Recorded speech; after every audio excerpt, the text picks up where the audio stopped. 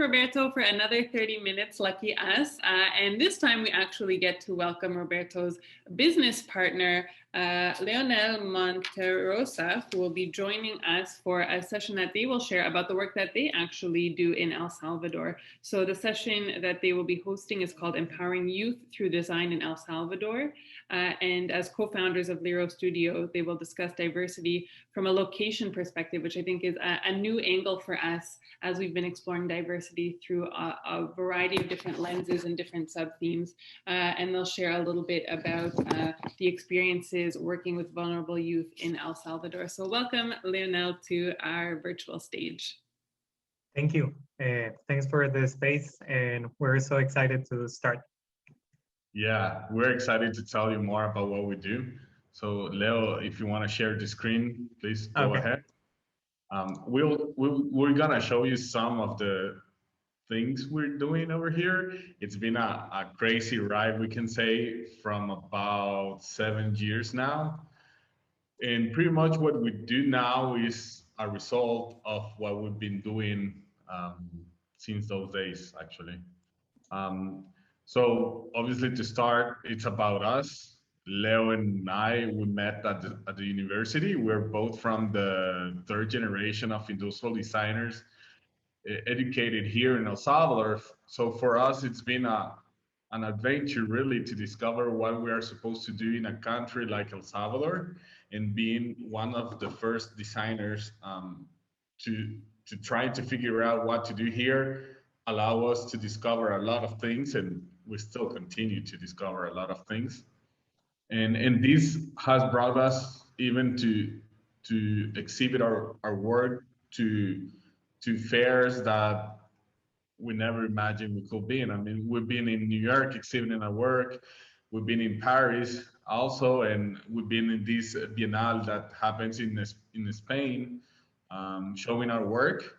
And then all this happened during our transition of these 7 years, and we discovered what we were able to, and that's what we're gonna focus today.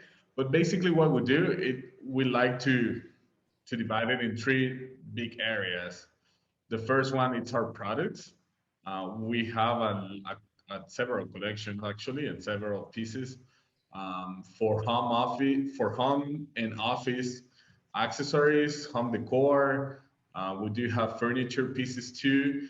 And with these designs, we were able to exhibit them outside El Salvador, and that, I think, it's been one of the biggest lessons we had ever, like to discover how people and how the market have this perception of Salvadoran design outside, and allow us to come back after those exhibitions to our country and get involved with other designers and keep growing. Then we do have this kind of furniture focused interior design service where we approach spaces from the furniture in decor perspective, and we can generate a more human-centered service to generate a more tailored space to what our customers need. And then the final service, it's a human-centered design service that we've been basically crafting from the last 4 years now, and that allow us to discover a lot of things and to challenge ourselves to go like 100 miles far away. So to start talking about this growth in the social part of what we do now, I would like to show you some pictures from our celebrations of the World Industrial Design Days back in 2013. We started making these workshops with our classmates and with some local suppliers, and we start dealing with our own uncertainties, with our own interest and curiosity. And obviously we find out that this same curiosity, our partners and our classmates, they also had it. So we start generating these activities where we've been able to connect with several people. We were able to get like more than 300 people at the main museum here in El Salvador discussing about discussing about design one night of the week, and it's been really rewarding to see how people can get connected when the topic is the one that unite them. And we were able to see really soon like this growing community that we were connecting through ID Week events and obviously aligned to the World Industrial Design Day activities, that a lot of young students of design, um, they were the more engaged into these activities.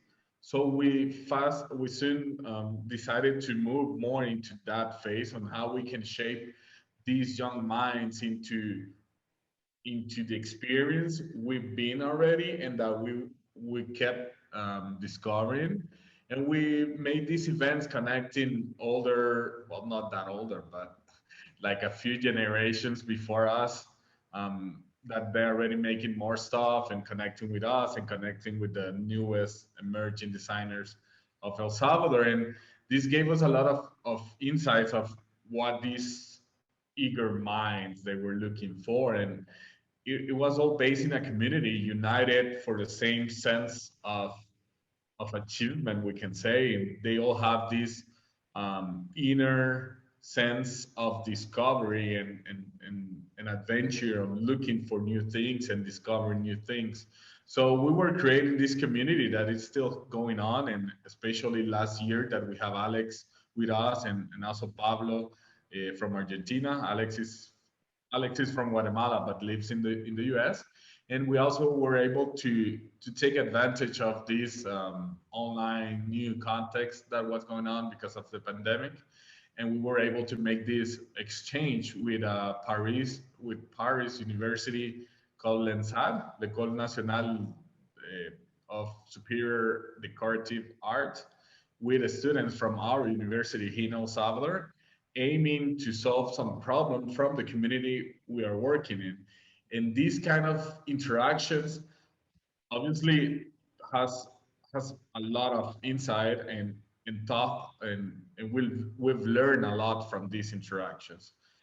And we pretty much uh, discover, and it makes sense when one of our mentors, Dan Buckner from Canada, was telling us in one of the lessons he was giving us that it's all about the people, and that really made click in our mindsets because we've been working with people all this time. It's not clients, it's not younger designers, it's not more professional designers, it's not craftsmen, it's not suppliers.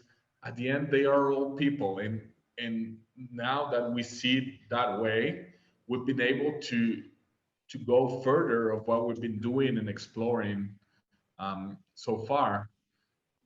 So now we're gonna show you more about the projects we've been to that allow us to show you more about this I've been talking about. Okay, so one of the sorry, one of the most significant projects that we had was with Plan International. That it's an NGO it's based in international, right? But here in El Salvador, they have been working for the youth empowerment and to work with artisans. Maybe not as deep as Lula was saying, but with this project, we had the opportunity to develop a brand and new products for artisans inside at-risk communities in El Salvador. So one of the more gratifying things of this project has been to work hand to hand with these two artisans. In this project, we worked with Juan Pablo and Ana. Juan Pablo was right. Juan Carlos, sorry. And the most important thing was including them and see how their contest was through their eyes, because normally as a designer, maybe it's easier to just like design something that we know that it's gonna be profitable in the market, for example. But immersing in the context of these two artisans will give us a new perspective to really engage not just with the artisan and their context, but with their necessities, and really come or become with something, with a brand that really suits them, to their necessities, to their point of view, to their dreams and everything that they were living through at that moment. So the process was about just like going to their places, conviving with them, living with them, understanding how they work, where do they get the materials, where do they get their inspiration, what products that they already have or they already have been selling, and really embrace all this information to come up with something that really suits them, that, for example, doesn't compromise them to buy new machinery, or it doesn't compromise them to really to start thinking in a new way in order to be producing a new product, for example. So we focus in everything and all the information that they gave us to us, and including them in the whole process of designing these new line products. Obviously gave them the opportunity to empower over their designs and the ownership. It's not like something that we gave away to them, or we said like, okay, this is kind of the design that we're thinking that it's going to be a hit. So they really came up with something that they really embrace as something as they really like, that they can do, that they feel comfortable doing, and something that they really love. So for Juan Carlos, we came up with these bamboo products, and the brand was Huancora, that is the canton where he lives, or the community where he lives. And for Anna, we came up with this brand that it calls Pacayo. Pacayo, she has two kids, and the smallest one used to call the horses Pacayos. In Spanish is caballo, so he couldn't spell it. He said Pacayo. So these kind of things is what makes the brand product really special, not for them, but for them to start selling to other people. It's not like we're asking them to sell something that they don't feel connected with. So this kind of project really opened our minds, and we kind of have the notion of how really design can really impact the life of everyone. But we didn't know in how to translate, because as a designers, we design to solve problems, but we didn't know how to translate this capacity that we have as designers to really start helping, for example, the artisan community inside El Salvador. So this project was really meant a lot to us, because we have the contact firsthand with the community of artisans in at-risk community outside of the city, but at the same time really open our eyes in how we could proceed to start, developing a project with social impact inside our communities. The other one, we started to work with this project approximately at the end of 2018, right, Roberto? So this other project, it's still, we're working on this project. I mean, it's not something that we made, and we're not like working constantly on it. It's the youth center for two at-risk community, two of the most dangerous communities here in El Salvador. One is Popotlan in Apopa, and the other one is La Chacra in San Salvador. We have been working with these two communities through Alight and the Color Movement for almost 3 years now. And this project was about investigation, designing two youth spaces for development and in at-risk communities. The whole project was really different, special, and unique. We haven't done anything else like the same as this one.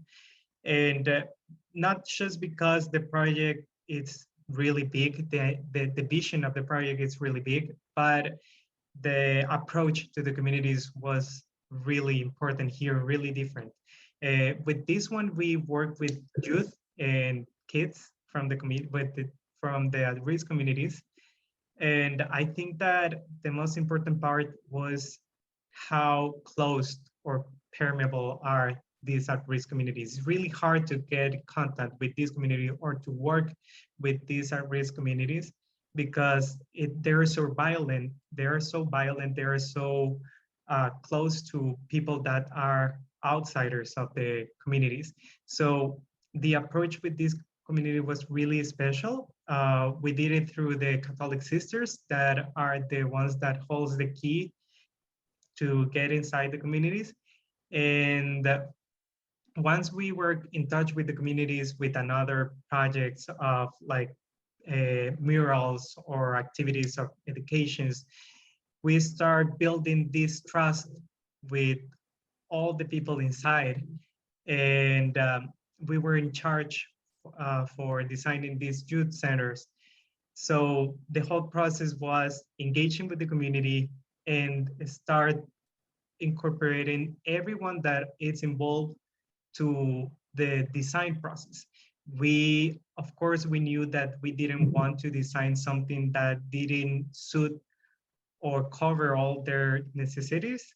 So we start designing or incorporating them inside the whole process of investigation. So everything is start with small talks about what do you want to do when you grow up, or what do you think do you need right now for finish the school? What are your goals? What are your fears right now? So we start this small conversation that leads in different and different ways to recopulate information, not just like the things that we saw, but building this trust for them to really open up about everything that they wanted, everything that they needed at the moment, and everything that they will need in order to overcome their context. So after all this super huge process of investigation, we came up with something that really suits their necessities. That we found out that, for example, obviously the access to technology was one of the barriers that they have in their context, but how we can approach that necessity in with the view of what they're living right now, what they're needing right now for the school, for example. And we found out that it's not just about computer and internet or access to technology. It's about safe place there where they can get together, really develop their social skills, and really a space where they can imagine, create, and start solving their problems or the context of their communities. So after we had a design, a sketch of design, and we showed them to them and explaining not just for the youth, but for everyone that will be involved. And everyone was like so excited about how we came up with something that was just not like computer, for example, that we really address everything that they were thinking, that they were expressing during all this process. We knew that this kind of thing of involve everyone in the whole process was really working and really empower them and really make them sure that this space belonged to them. So we start to making all these small activities that really involves them in how to create, how to propose, and then how they can see that everything that they propose was making it to real life. For example, we make these activities in how they could design and create the murals for inside these youth spaces. and how we create like these models for them to start creating different stories and backgrounds that they have really a good imagination in how to create like a story and how to tell it for the mural, and how this, after they designed it, we have everyone helping to really recreate this design, and something that they will see every day inside these youth spaces. Yes, as Leo mentioned, we found out that um, this young part of the community is usually not listened for several reasons. The community is really complex. A lot of violence happens in those communities because of the same reason, and that's why we call it like a cycle of violence.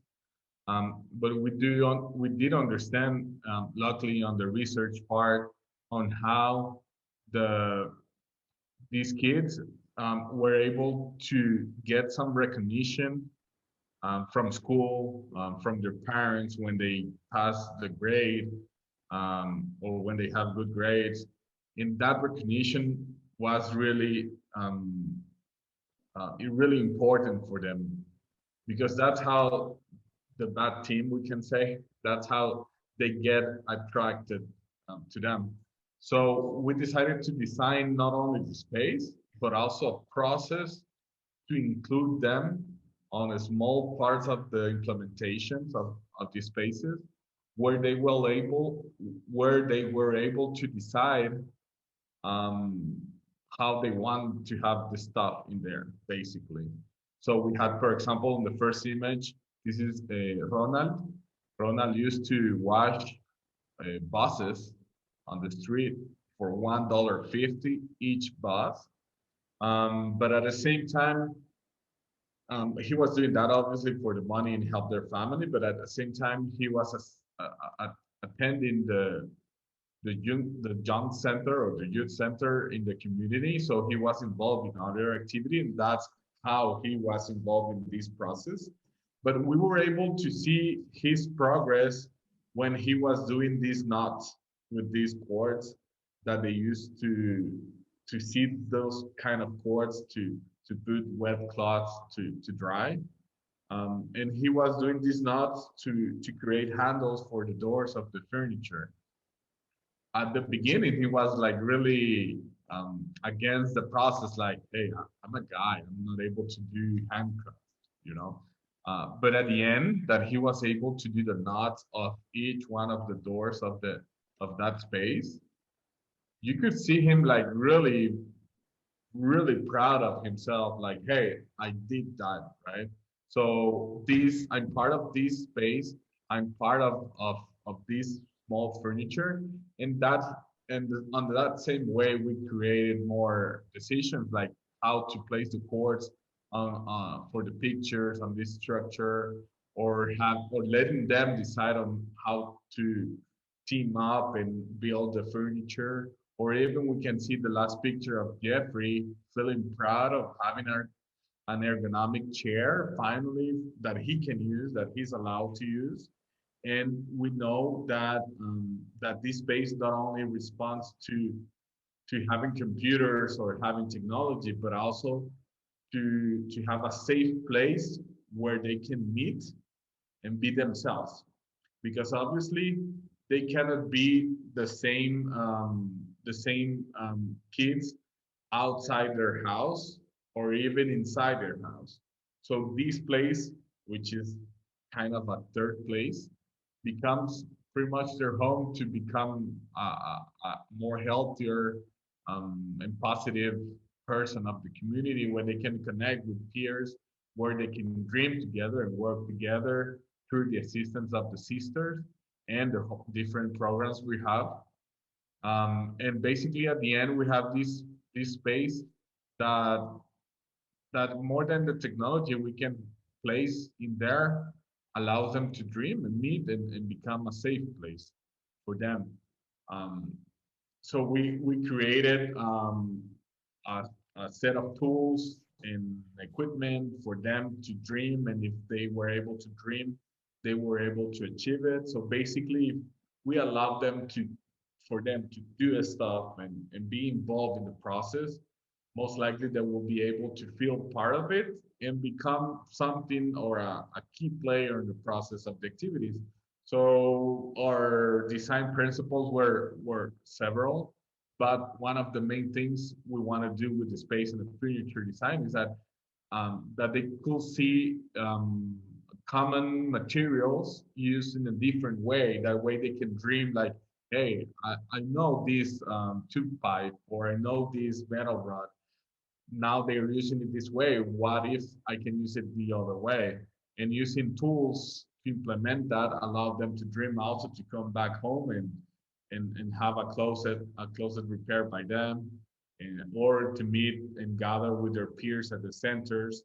And the process was really friendly, that we were able to generate like a peaceful moments for them between all their troubles back home or on the streets, where basically they were able to be kids, because usually they're not allowed to behave like kids, because at some point they need to behave like a grown up, or and at some point they're so young that they don't have a voice and they don't have an opinion, so you better be quiet. So there's in the middle of a complex interaction in the community, and now that we were able to hear them and also to include them in these processes, basically because the communities are not accessible, as Leo explained before, these at-risk communities is really dangerous to go in if you don't have the proper protocols to go in. So that obviously exclude them for the conversation, we can say. And then if you go inside, the first people you talk with are moms and dads and older people. So these kids are always excluded. But this way, through design, we were able to give them a voice and create moments with them that we are pretty sure, because we've seen it and we've heard it from them, that now now they can dream and they can speak louder than before, and that we believe is going to generate the change makers the same community needs, because they know their problems and now most likely they be able to solve them by their own. Yeah, I just want to add that something that was the most significant parts of the whole project was seeing in these two pictures, I think that represent very well how the youth has been growing inside these spaces and inside the relationship that we built with this project, how they have been grown into really feel not just secure, but in trust with everyone in everything that was happening through the whole process. So we can see Ronald here just joking around. He always was super happy to see that we have something else to do during the for example, while we was ensembling all the furniture, for example, or how everyone was at the beginning was really shy, and little by little they open, and by not to see this change in them, how they became empowered by the whole process, not just help for them to take over the place, but help us to really imagine everything, the design, everything, in how really we can address everything that they have been dreaming of, because as Roberto said, they have never been listened. And for us to see this whole process and this whole change was really meaningful. Yeah. So basically, this was like one of the starts. Now we're having some entrepreneurship trainings for them. We're doing art classes. We're doing music classes. We do like physical exercise or activities for them to train. And we have a lot of ideas that are on the jar right now, that they're gonna pop at some point this year or next year, and pretty much this is something that is still growing in us for them and vice versa. ourselves, we've grown a lot from this experience too. So it's Yeah. the same thing to listen actively what they say, and especially to understand what they really need, which sometimes is different of what they say. So this is Yeah. a still ongoing process, and definitely you'll hear us back with some news of these communities hopefully next year. Yeah, this is just the first layer. And now that we have the infrastructure to start implementing all the different projects that we had in mind in order for them to overcome all the conflicts that they are facing right now. So as Roberto said, this is a long shot, so we'll be in touch with everything. Yeah. And happy Industrial Design Day. Thank you very much. Thank you both. We may hold you to that promise of providing us with a little update around the same time next year. So definitely count on that. And